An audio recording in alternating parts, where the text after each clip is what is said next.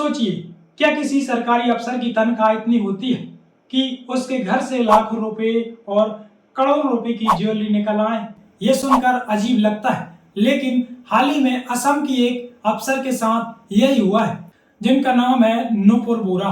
असम की 2019 बैच की अधिकारी, जिन्हें कभी एक होनहार और उज्जवल अफसर माना जाता था, लेकिन अब वो भ्रष्टाचार के गंभीर आरोपों में घिरी हुई है। उनके घर पर छापेमारी हुई है। छापेमारी में 90 लाख रुपए नगद और करीब 2 करोड़ रुपए कीमत के गहने बरामद हुए। यह सब अचानक नहीं हुआ, पिछले 6 महीने से उन पर नजर रखी जा रही थी। स्पेशल विजिलेंस सेल ने उनकी हर गतिविधि पर नजर रखी थी और आखिरकार छापेमारी में यह सब सच सामने आ गया। नुपुर बोरा उस समय परपेटा जिले में सर्कल ऑफिसर थी। उनका काम था जमीन से जुड़े रिकॉर्ड संभालना, राजस्व वसूल करना और प्रशासनिक मामलों को देखना। आरोप है कि इसी दौरान उन्होंने जमीन के अवैध सौदे कराए और इसी के बदले में करोड़ों रुपए की दौलत इकट्ठी की।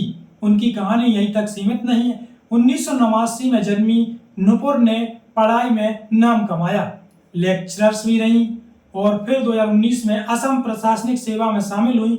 सिर्फ कुछ ही सालों में उनका करियर आगे बढ़ा, लेकिन भ्रष्टाचार के आरोपों ने सब कुछ बदल दिया। और यही है सवाल, क्या सिस्टम इतना खोखला हो चुका है कि युवा सपनों के साथ आने वाले अफसर कुछ ही सालों में भ्रष्टाचार की राह पकड़ लेते हैं? क्या इतनी बड़ी संपत्ति सिर्फ सैलरी से बन सकती है? तो जवाब बेशक यही होगा कि नहीं। और ये सिर्फ असम की कहानी नहीं है। दिल्ली, तेलंगाना और कई राज्यों में ऐसे ही मामले सामने आए हैं। सोचने वाली बात, आज भी जब एक आईएएस उम्मीदवार इंटरव्यू में कहता है मैं देश की सेवा करना चाहता हूं, तो मन गर्व से भर जाता है, लेकिन वही सपने कहीं बीच रास्ते में टूट जाते हैं। सवाल यही है, क्या ईमानदारी टिक सकती है इस सिस्टम में? दोस्तों, कहानी सिर्फ एक अफसर की नहीं है, यह हमारे पूरे तंत्र की हकीकत। आपकी नज़र में इस समस्या का क्या हल है?